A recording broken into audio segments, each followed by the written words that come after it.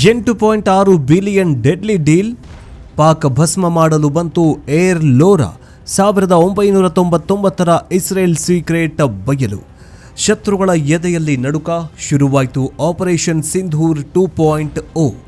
ನಮಸ್ಕಾರ ವೀಕ್ಷಕರೇ, ಪಾಕಿಸ್ತಾನ ಅಂತಾರಾಷ್ಟ್ರೀಯ ಮಟ್ಟದಲ್ಲಿ ಭಿಕ್ಷಾಪಾತ್ರೆ ಹಿಡಿದು ನಮಗೆ ಸ್ವಲ್ಪ ಸಾಲ ಕೊಡಿ ಅಂತ IMF ಮುಂದೆ ಬೇಡಿಕೊಳ್ಳುತ್ತಾ ಇರೋ ಸಮಯದಲ್ಲಿಯೇ ಇತ್ತ ನವದೆಹಲಿಯಲ್ಲಿ ಭಾರತ ಸಹಿ ಮಾಡಿರುವ ಒಂದು ಮಹಾ ಒಪ್ಪಂದ ಇಡೀ ಪಾಕಿಸ್ತಾನದ ಉಸಿರು ನಿಲ್ಲಿಸುವಂತೆ ಮಾಡಿದೆ. ಹೌದು ವೀಕ್ಷಕರೇ, ಭಾರತದ ಪ್ರಧಾನಿ ನರೇಂದ್ರ ಮೋದಿ ಹಾಗೂ ಇಸ್ರೇಲ್ ಪ್ರಧಾನಿ ಬೆಂಜಮಿನ್ ನೇತನ್ಯಾಹು ಅವರು ಸೇರಿಕೊಂಡು ಎಮರ್ಜೆನ್ಸಿ ಲೆವೆಲ್ನ ಬರೋಬ್ಬರಿ $8.6 ಬಿಲಿಯನ್ ಮೊತ್ತದ ರಕ್ಷಣಾ ಒಪ್ಪಂದಕ್ಕೆ ಸಹಿ ಹಾಕಿದ್ದಾರೆ. $8.6 ಬಿಲಿಯನ್ ಅಂತಂದ್ರೆ ಎಷ್ಟು ಗೊತ್ತಾ? ಅದು ಪಾಕಿಸ್ತಾನದ ಇಡೀ ವರ್ಷದ ಮಿಲಿಟರಿ ಬಜೆಟ್ಗೆ ಸಮ.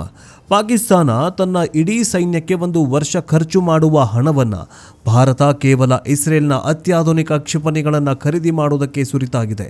ಇಸ್ರೇಲ್ ಯಾವುದೇ ಹೊಸ ವೆಪನ್ ಕಂಡುಹಿಡಿದರೆ ಪಾಕಿಸ್ತಾನವೇ ಅದಕ್ಕೆ ಲೈವ್ ಟೆಸ್ಟಿಂಗ್ ಗ್ರೌಂಡ್ ಆಗಿ ಬದಲಾಗುತ್ತೆ. ಭಾರತ ಈಗ ಹೊಸ ಇಸ್ರೇಲ್ ವೆಪನ್ಸ್ಗಳನ್ನು ಪಾಕಿಸ್ತಾನದ ಮೇಲೆ ಅಟ್ಯಾಕ್ ಮಾಡೋದಕ್ಕೆ, ಪಾಕಿಸ್ತಾನದ ಮೇಲೆ ಸುರಿಸಿ ಟೆಸ್ಟಿಂಗ್ ಮಾಡಿಸೋದಕ್ಕೆ ಸರ್ವಸನ್ನದ್ಧವಾಗಿದೆ. ವೀಕ್ಷಕರೇ, ನವದೆಹಲಿಯ ಡಿಫೆನ್ಸ್ ಕಾರಿಡಾರ್ಗಳಿಂದ ಹಿಡಿದು ಟೆಲ್ ಅವೀವಾನ ಲ್ಯಾಬ್ಗಳವರೆಗೆ ಈಗ ಭಾರೀ ಸಂಚಲನ ಸೃಷ್ಟಿ ಮಾಡ್ತಾ ಇರುವ ಆ ಬಿಗ್ ಬ್ರೇಕಿಂಗ್ ರಿಪೋರ್ಟ್ ಏನಂದ್ರೆ, ಗಡಿ ದಾಟದೇನೆ 400 ಕಿಲೋಮೀಟರ್ ದೂರದಿಂದಲೇ ಪಾಕ್ ನೆಲಗಳನ್ನ ನುಚ್ಚುನೂರು ಮಾಡುವ ಏರ್ ಲೋರಾ ಸೇರಿದಂತೆ ಭಯಾನಕ ರಾಕ್ಷಸ ಬಾಂಬ್ಗಳು ಭಾರತದ ಬತ್ತಳಿಕೆ ಸೇರುತ್ತಾ ಇರುವ ಬೆಚ್ಚಿ ಬೀಳಿಸುವ ಸತ್ಯ ಎಲ್ಲ ಕಡೆ ವೈರಲ್ ಆಗಿದೆ. ಅಷ್ಟಕ್ಕೂ 1999ರ ಕಾರ್ಗಿಲ್ ಯುದ್ಧದಲ್ಲಿ ಅಮೆರಿಕ ನಮ್ಮ ಕೈ ಬಿಟ್ಟಾಗ ಇಸ್ರೇಲ್ ತನ್ನ ಯಹೂದಿಗಳ ಪವಿತ್ರ ಶಬ್ಬಾತ್ ದಿನದ ಪ್ರಾರ್ಥನೆಯನ್ನ ಬಿಟ್ಟು ಕೇವಲ 48 ಗಂಟೆಗಳಲ್ಲಿ ಭಾರತಕ್ಕೆ ಬಂದು ಸಹಾಯ ಮಾಡಿದ ಆ ಕಣ್ಣೀರಿನ ಸೀಕ್ರೆಟ್ ಎಂಥದ್ದು? GPS ಇಲ್ಲದಿದ್ರೂ ಆರ್ಟಿಫಿಷಿಯಲ್ ಇಂಟೆಲಿಜೆನ್ಸ್ ಬಳಸಿ ಬಂಕರ್ಗಳನ್ನು ಭಸ್ಮ ಮಾಡುವ ಇಸ್ರೇಲ್ನ ಸ್ಪೈಸ್ 1000 ಹಾಗೂ ಚೀನಾದ ರಡಾರ್ ವ್ಯವಸ್ಥೆಯನ್ನ ಕುರುಡು ಮಾಡುವ ಈ ರ್ಯಾಂಪೇಜ್ ಮಿಸೈಲ್ನ ತಾಕತ್ ಹೆಂಗಿದೆ? ಜುಲೈ 2026ರಲ್ಲಿ ನವದೆಹಲಿಯ ವಾಣಿಜ್ಯ ಭವನದಲ್ಲಿ ಭಾರತದ ಅಜಯ್ ಭಾದು ಹಾಗೂ ಇಸ್ರೇಲ್ನ ಇಫಾತ್ ಅಲೋನ್ ನಡುವೆ ನಡೆದ ಆ ಫ್ರೀ ಟ್ರೇಡ್ ಅಗ್ರಿಮೆಂಟ್ 2ನೇ ಸುತ್ತಿನ ಮಹಾ ಮಾಸ್ಟರ್ ಪ್ಲಾನ್ ಹೇಗಿದೆ? ಮತ್ತು ಎಲ್ಲದಕ್ಕಿಂತ ಮುಖ್ಯವಾಗಿ ಮುಸ್ಲಿಂ ರಾಷ್ಟ್ರಗಳಿಂದ ಸುತ್ತುವರೆದ ಇಸ್ರೇಲ್ನ ಮಧ್ಯದಲ್ಲಿ ನಮ್ಮ ಹೆಮ್ಮೆಯ ಛತ್ರಪತಿ ಶಿವಾಜಿ ಮಹಾರಾಜರ ಪ್ರತಿಮೆ ಸ್ಥಾಪನೆಯಾಗ್ತಾ ಇರುವ ಆ ರಹಸ್ಯ ಬಾಂಧವ್ಯ ಹೆಂಗಿದೆ? ಬನ್ನಿ ಇವತ್ತಿನ ಈ ಡೀಟೇಲ್ಡ್ ಡಾಕ್ಯುಮೆಂಟರಿ ವಿಡಿಯೋದಲ್ಲಿ $8.6 ಬಿಲಿಯನ್ ಡೀಲ್, ಏರ್ ಲೋರಾ ಅಸ್ತ್ರ, 1999ರ ಆ ಶಬ್ಬಾತ್ ಆಪರೇಷನ್ ಹಾಗೂ FTA ಮಾಸ್ಟರ್ ಸ್ಟ್ರೋಕ್ನ ಪ್ರತಿಯೊಂದು ಇನ್ಸೈಡ್ ಸೀಕ್ರೆಟನ್ನು ಎಳೆಯಾಗಿ ಬಿಚ್ಚಿಡೋಣ. ಈ ಮಾಹಿತಿಯನ್ನು ಪ್ರತಿಯೊಬ್ಬ ಭಾರತೀಯನು ತಿಳಿದುಕೊಳ್ಳಬೇಕು. ಹೀಗಾಗಿ ವಿಡಿಯೋವನ್ನು ಎಲ್ಲೂ ಕೂಡ ಸ್ಕಿಪ್ ಮಾಡದೆ ಕೊನೆಯವರೆಗೂ ವೀಕ್ಷಿಸಿ.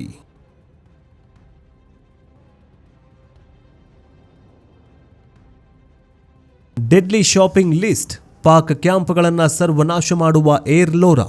ವೀಕ್ಷಕರೇ, ಭಾರತದ ವಾಯುಪಡೆಯು ಈ ಬಾರಿ ಮಾಡಿರುವ ಶಾಪಿಂಗ್ ಲಿಸ್ಟ್ ನೋಡಿದರೆ ಚೀನಾ ಹಾಗೂ ಪಾಕಿಸ್ತಾನದ ರಡಾರ್ ಸಿಸ್ಟಮ್ಗಳ ಅಸ್ತಿತ್ವವೇ ಬುಡಮೇಲಾಗತ್ತೆ. Spice 1000 bomb. ಇದು ನಮ್ಮ ಅಡುಗೆ ಮನೆಯ ಮಸಾಲೆಯಲ್ಲ, ಶತ್ರುಗಳ ಬಂಕರ್ಗಳಿಗೆ ಬೆಂಕಿ ಇಡುವ ಮಸಾಲೆ. ರಫೇಲ್ ಕಂಪನಿ ತಯಾರಿಸಿರುವ ಈ ಬಾಂಬ್ 100 ಕಿಲೋಮೀಟರ್ ದೂರದಲ್ಲಿಯೇ ಟಾರ್ಗೆಟ್ ಲಾಕ್ ಮಾಡುತ್ತೆ. ಒಂದು ವೇಳೆ ಶತ್ರು GPS ಜಾಮ್ ಮಾಡಿದ್ರು ಇದರ ಒಳಗಿರುವ ಆರ್ಟಿಫಿಷಿಯಲ್ ಇಂಟೆಲಿಜೆನ್ಸ್ ತಾನಾಗಿಯೇ ಟಾರ್ಗೆಟ್ ಹುಡುಕಿ ಕೇವಲ 3 ಮೀಟರ್ ನಿಖರತೆಯಲ್ಲಿಯೇ ಬಾಂಬ್ ಹಾಕಿಬಿಡುತ್ತೆ. 250 ಕಿಲೋಮೀಟರ್ ರೇಂಜ್ ಇರುವ ಈ ಕ್ಷಿಪಣಿಯನ್ನು ಭಾರತದ ಸುಖೋಯ್ 30 ಹಾಗೂ MiG-29 ಫೈಟರ್ ಜೆಟ್ಗಳಿಗೆ ಅಳವಡಿಸಲಾಗ್ತದೆ. ಚೀನಾವು ಪಾಕಿಸ್ತಾನಕ್ಕೆ ಕೊಟ್ಟಿರುವ ಈ ಏರ್ ಡಿಫೆನ್ಸ್ ಸಿಸ್ಟಮ್ ಅನ್ನು ಕುರುಡು ಮಾಡಿ ಉಡಾಯಿಸಲು ಇದಕ್ಕಿಂತ ಅತ್ಯುತ್ತಮ ಅಸ್ತ್ರ ಬೇರೊಂದಿಲ್ಲ. ಇದೆಲ್ಲದರ ನಡುವೆ ಇದೆಲ್ಲದಕ್ಕೂ ಬಾಸ್ ಆಗಿರುವಂತಹ ಬ್ಯಾಲಿಸ್ಟಿಕ್ ಮಿಸೈಲ್ ಈ ಏರ್ ಲೋರಾ. 1600 kg ತೂಕದ ಈ ರಾಕ್ಷಸ ಏರ್ ಲೋರಾ 400 ಕಿಲೋಮೀಟರ್ ರೇಂಜ್ ಹೊಂದಿದೆ. ಸೂಪರ್ಸಾನಿಕ್ ಸ್ಪೀಡ್ನಲ್ಲಿ ಹೋಗುವ ಇದರ ಅರ್ಥ ಏನು ಗೊತ್ತಾ? ನಮ್ಮ ಫೈಟರ್ ಜೆಟ್ಗಳು ಗಡಿ ದಾಟಿ ಪಾಕಿಸ್ತಾನದ ಒಳಗೆ ಹೋಗುವ ಅಗತ್ಯನೇ ಇಲ್ಲ. ಭಾರತದ ಗಡಿ ಒಳಗೆ ಕುಳಿತು ಬಟನ್ ಒತ್ತಿದ್ರೆ ಪಾಕಿಸ್ತಾನದ ಯಾವುದೇ ಮಿಲಿಟರಿ ಬೇಸ್ ಸರ್ವನಾಶವಾಗುವುದು ಗ್ಯಾರಂಟಿ. 1999ರ ಕಾರ್ಗಿಲ್ ಸೀಕ್ರೆಟ್ ಶಬ್ಬಾತ್ ಬಿಟ್ಟು ಭಾರತಕ್ಕೆ ಬಂದ ಇಸ್ರೇಲ್. ಭಾರತ ಮತ್ತು ಇಸ್ರೇಲ್ ನಡುವೆ ಇಂದು ಇಷ್ಟು ದೊಡ್ಡ ಮೈತ್ರಿ ಇರೋದಕ್ಕೆ ಕಾರಣ ಕೇವಲ ಬಿಸ್ನೆಸ್ ಅಲ್ಲ, ಇದರ ಹಿಂದೆ ಒಂದು ಕಣ್ಣೀರು ತರಿಸುವ ರಕ್ತ ಸಂಬಂಧ ಇದೆ. 1999ರ ಕಾರ್ಗಿಲ್ ಯುದ್ಧದ ಸಮಯ, 1998ರಲ್ಲಿ ನಾವು ಈ ಪೋಖ್ರಾನ್ನ ನ್ಯೂಕ್ಲಿಯರ್ ಟೆಸ್ಟ್ ಮಾಡಿದ್ದಕ್ಕೆ ಅಮೆರಿಕ ನಮ್ಮ ಮೇಲೆ ಭಾರಿ ನಿರ್ಬಂಧ ಹಾಕಿತ್ತು. ಟೈಗರ್ ಹಿಲ್ ಮೇಲೆ ಕುಳಿತಿದ್ದ ಪಾಕಿಗಳನ್ನು ಹೊಡೆದುರುಳಿಸಲು ನಮ್ಮ ಬಳಿ ಲೇಸರ್ ಗೈಡೆಡ್ ಬಾಂಬ್ಗಳ ಕೊರತೆಯಿತ್ತು. ನಮ್ಮ ಬಾಂಬ್ಗಳು ಟಾರ್ಗೆಟ್ನಿಂದ 30 ಮೀಟರ್ ದೂರ ಬೀಳುತ್ತಾಗಿದ್ವು. ಶಬ್ಬಾತ್ ತ್ಯಾಗ. ಅಂದು ಶುಕ್ರವಾರ ರಾತ್ರಿ ಭಾರತವು ಈ ಡೆಸ್ಪರೇಟ್ ಆಗಿ ಇಸ್ರೇಲ್ಗೆ ಒಂದು ಕರೆ ಮಾಡುತ್ತೆ.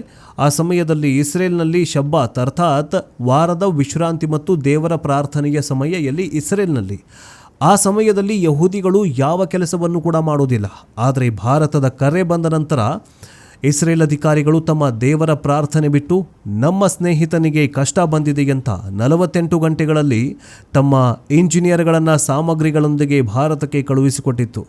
ಭಾರತಕ್ಕೆ ಬಂದ ಇಸ್ರೇಲಿ ಇಂಜಿನಿಯರ್ಗಳು ನಮ್ಮ ಮಿರಾಜ್ 2000 ಅಂದರೆ 2000 ಜೆಟ್ಗಳಿಗೆ ಇಸ್ರೇಲ್ನ ಲೈಟ್ನಿಂಗ್ ಪ್ಯಾಡ್ ಹಾಗೂ ಲೇಸರ್ ಗೈಡೆಡ್ ಬಾಂಬ್ಗಳನ್ನು ಕೇವಲ ಕೆಲವು ದಿನಗಳಲ್ಲಿ ಫಿಕ್ಸ್ ಮಾಡಿದರು.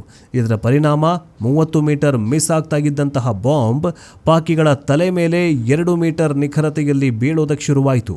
ಪಾಕಿಸ್ತಾನದ ನುಸುಳುಕೋರರ ಉಸಿರು ಶಾಶ್ವತವಾಗಿ ನಿಲ್ಲಿಸಿ ಭಾರತ ಕಾರ್ಗಿಲ್ ಗೆಲ್ಲಲು ಇದೇ ಟರ್ನಿಂಗ್ ಪಾಯಿಂಟ್ ಆಯಿತು. ಅಂದು ಹುಟ್ಟಿದ ದೋಸ್ತಿ ಇದು. ಮರುಪಾವತಿ.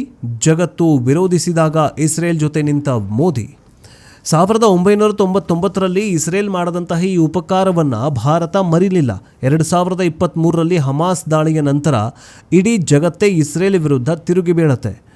ವಿಶ್ವಸಂಸ್ಥೆಯಿಂದ ಹಿಡಿದು ಎಲ್ಲೆಡೆ ಇಸ್ರೇಲನ್ನು ಒಂಟಿ ಮಾಡೋದಕ್ಕೆ ನೋಡಿದಾಗ ಪ್ರಧಾನಿ ನರೇಂದ್ರ ಮೋದಿ ಗಟ್ಟಿಯಾಗಿ ಇಸ್ರೇಲ್ ಪರ ನಿಂತ್ಕೊಳ್ತಾರೆ. ಇದು 1999ರ ಸಹಾಯಕ್ಕೆ ಭಾರತ ಕೊಟ್ಟ ರಿಟರ್ನ್ ಗಿಫ್ಟ್ ಆಗಿತ್ತು. ಮೋದಿಯವರು 2017ರಲ್ಲಿ ಇಸ್ರೇಲ್ಗೆ ಭೇಟಿ ನೀಡಿದ ಮೊದಲ ಭಾರತೀಯ ಪ್ರಧಾನಿಯಾಗ್ತಾರೆ. ಇವರಿಬ್ಬರ ಸ್ನೇಹ ಹೇಗಿದೆ ಅಂದರೆ ಇಸ್ರೇಲ್ ಪ್ರಧಾನಿ ನೇತನ್ಯಾಹು ಹಾಗೂ ಮೋದಿಯವರನ್ನು ಕೇವಲ ಸ್ನೇಹಿತರಲ್ಲ, ನನ್ನ ಸ್ವಂತ ಸಹೋದರ ಅಂತ ಕರೀತಾರೆ. ಈ ಬಾಂಧವ್ಯವೇ ಇಂದು ಭಾರತವನ್ನು ಇಸ್ರೇಲ್ನ ಅತಿದೊಡ್ಡ ಆರ್ಮ್ಡ್ ಬೈಯರ್ ಆಗುವಂತೆ ಮಾಡಿದೆ. ಅಂದರೆ ಇಸ್ರೇಲ್ನ 34% ಶಸ್ತ್ರಾಸ್ತ್ರಗಳನ್ನು ಭಾರತವೇ ಖರೀದಿ ಮಾಡುತ್ತೆ, ಭಾರತದ್ದೇ ಆಗಿದೆ.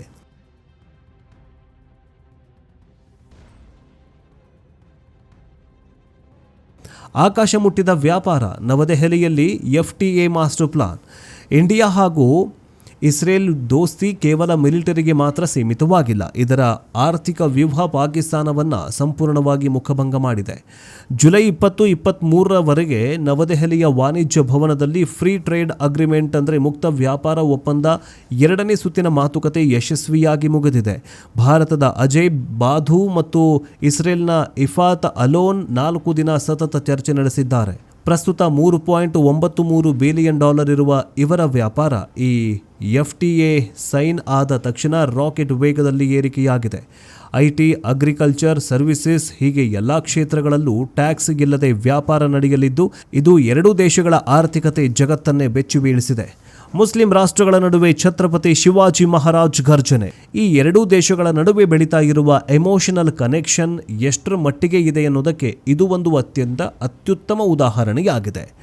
ಮುಂಬೈನಲ್ಲಿರುವ ಇಸ್ರೇಲ್ ಕಾನ್ಸುಲೇಟ್ ಒಂದು ಐತಿಹಾಸಿಕ ನಿರ್ಧಾರವನ್ನು ಪ್ರಕಟಿಸಿದೆ. ಇಸ್ರೇಲ್ ದೇಶದ ಮಣ್ಣಲ್ಲಿ ನಮ್ಮ ಭಾರತದ ಹೆಮ್ಮೆಯ ಛತ್ರಪತಿ ಶಿವಾಜಿ ಮಹಾರಾಜರ ಬೃಹತ್ ಮೂರ್ತಿ ಅಥವಾ ಪ್ರತಿಮೆಯನ್ನ ಸ್ಥಾಪಿಸುವುದಕ್ಕೆ ಇಸ್ರೇಲ್ ಸರ್ಕಾರ ಮುಂದಾಗಿದೆ. 17ನೇ ಶತಮಾನದಲ್ಲಿ ಮುಘಲ್ ಆಕ್ರಮಣಕಾರರ ವಿರುದ್ಧ ಹೋರಾಡಿದ ಶಿವಾಜಿ ಮಹಾರಾಜರನ್ನ ಮುಸ್ಲಿಂ ರಾಷ್ಟ್ರಗಳ ನಡುವೆ ಒಂಟಿಯಾಗಿ ಹೋರಾಡ್ತಾ ಇರುವ ಇಸ್ರೇಲ್ ಗೌರವಿಸ್ತಾ ಇರೋದು ಪ್ರತಿಯೊಬ್ಬ ಭಾರತೀಯನಿಗೂ ಪ್ರತಿಯೊಬ್ಬ ಹಿಂದೂಗೂ ರೋಮಾಂಚನ ತರಿಸುವ ವಿಚಾರ. ಮಹಾರಾಷ್ಟ್ರದ ದೇವೇಂದ್ರ ಫಡ್ನವೀಸ್ ಕೂಡ ಇದಕ್ಕೆ ಸಂಪೂರ್ಣ ಬೆಂಬಲ ನೀಡಿದ್ದಾರೆ. ವೀಕ್ಷಕರೇ, ಒಟ್ಟಾರೆಯಾಗಿ ಹೇಳೋದಾದರೆ ಒಂದು ಕಡೆ ಪಾಕಿಸ್ತಾನ ತಿನ್ನೋದಕ್ಕೆ ರೊಟ್ಟಿ ಇಲ್ಲದೆ ಊರೂರು ಅಲೆದು ಸಾಲ ಕೇಳ್ತಾಗಿದ್ರೆ, ಇದರ ಪಕ್ಕದ ಮನೆಯ ಭಾರತ $8.6 ಬಿಲಿಯನ್ ಕೊಟ್ಟು ರಾಕ್ಷಸ ಮಿಸೈಲ್ ಖರೀದಿಸ್ತಾ ಇರೋದು ಪಾಕಿಸ್ತಾನದ ಅಸ್ತಿತ್ವವನ್ನು ಸಂಪೂರ್ಣವಾಗಿ ಬುಡಮೇಲು ಮಾಡಿದೆ. ಯಾವಾಗ ಏರ್ ಲೋರಾ ಬಂದು ನಮ್ಮ ತಲೆ ಮೇಲೆ ಬೀಳತ್ತೋ ಅಂತ ಪಾಕ್ ಸೈನ್ಯ ಬೈನಾಕುಲಾರ್ ಹಾಕೊಂಡು ಕಾಯುವ ಸ್ಥಿತಿ ಬಂದಿದೆ. 1999ರಲ್ಲಿ ಶಬ್ಬಾತ್ ಬದಿಗಿಟ್ಟು ಬಂದಂತಹ ಇಸ್ರೇಲ್ ಸ್ನೇಹವನ್ನು ಭಾರತ ಎಂದಿಗೂ ಕೂಡ ಮರೆಯೋದಿಲ್ಲ. ಇಸ್ರೇಲ್ನ ಟೆಕ್ನಾಲಜಿ, ಭಾರತದ ಮಾರ್ಕೆಟ್ ಮತ್ತು ತಾಕತ್ತು ಇದೆರಡರ ಸೇರಿದ್ರೆ ಅದನ್ನ ಎದುರಿಸುವ ಶಕ್ತಿ ಜಗತ್ತಿನ ಯಾವ ದೇಶಕ್ಕೂ ಇಲ್ಲ. ಉಗ್ರರನ್ನ ಸಾಕ್ತಾ ಇರುವ ಪಾಕಿಸ್ತಾನದ ಮಿಲಿಟರಿ ಬೇಸ್ಗಳು ಈ ಇಸ್ರೇಲ್ ವೆಪನ್ಗಳಿಗೆ ಲೈವ್ ಟೆಸ್ಟಿಂಗ್ ಗ್ರೌಂಡ್ ಆಗಿ ಭಸ್ಮವಾಗುವ ದಿನ ಬಹಳ ದೂರ ಇಲ್ಲ ಅಂತ ನಾವೆಲ್ಲೂ ಕೂಡ ಆಶಿಸೋಣ. ಅದಕ್ಕೆ ಪಾಕಿಸ್ತಾನಕ್ಕೆ ಅಥವಾ ಪಾಕಿಸ್ತಾನದ ವಿರುದ್ಧ ಪ್ರಧಾನಿ ನರೇಂದ್ರ ಮೋದಿ ಅವರು ಮತ್ತೊಂದು ಸಿಂಧೂರ 2.0 ಮಾಡಬೇಕು ಅಂತ ನಿಮ್ಗನ್ಸುತ್ತಾ? ಪಾಕಿಸ್ತಾನ ಉಗ್ರರ ಚಟುವಟಿಕೆಗಳನ್ನು ಇನ್ನೂವರೆಗೂ ನಿಲ್ಲಿಸಿಲ್ವಲ್ಲ. ಈ ಪಾಕಿಸ್ತಾನಕ್ಕೆ ದುರ್ಬುದ್ಧಿ ಅಂದರೆ ಬುದ್ಧಿ ಕಲಿಸ್ಬೇಕಂತಂದರೆ ಪ್ರಧಾನಿ ನರೇಂದ್ರ ಮೋದಿಯವರು ಇನ್ನೊಂದು ಮಾಸ್ಟರ್ ಸ್ಟ್ರೋಕ್ ಕೊಡಲೇಬೇಕಾ? ನಿಮ್ಮ ಅತ್ಯಂತ ನಿಖರವಾದ ಮತ್ತು ಪ್ರಾಮಾಣಿಕವಾದ ಅನಿಸಿಕೆಗಳನ್ನು ಕಮೆಂಟ್ ಬಾಕ್ಸ್ನಲ್ಲಿ ತಪ್ಪದೆ ತಿಳಿಸಿ. ಜೊತೆಗೆ ಇಸ್ರೇಲ್ನಲ್ಲಿ ತಲೆ ಎತ್ತುತ್ತಾ ಇರುವ ಛತ್ರಪತಿ ಶಿವಾಜಿ ಮಹಾರಾಜರ ಪ್ರತಿಮೆಯ ಬಗ್ಗೆ ನಿಮ್ಮ ಅನಿಸಿಕೆಯನ್ನು ಜೈ ಶಿವಾಜಿ ಜೈ ಹಿಂದೂ ಅಂತ ಕಮೆಂಟ್ ಮಾಡಿ. ನೆಕ್ಸ್ಟ್ ಅಪ್ಡೇಟ್ನೊಂದಿಗೆ ಬೇಗ ವಾಪಸ್ ಬರ್ತೀವಿ. ಜೈ ಹಿಂದ್, ಜೈ ಕರ್ನಾಟಕ, ವಂದೇ ಮಾತರಂ.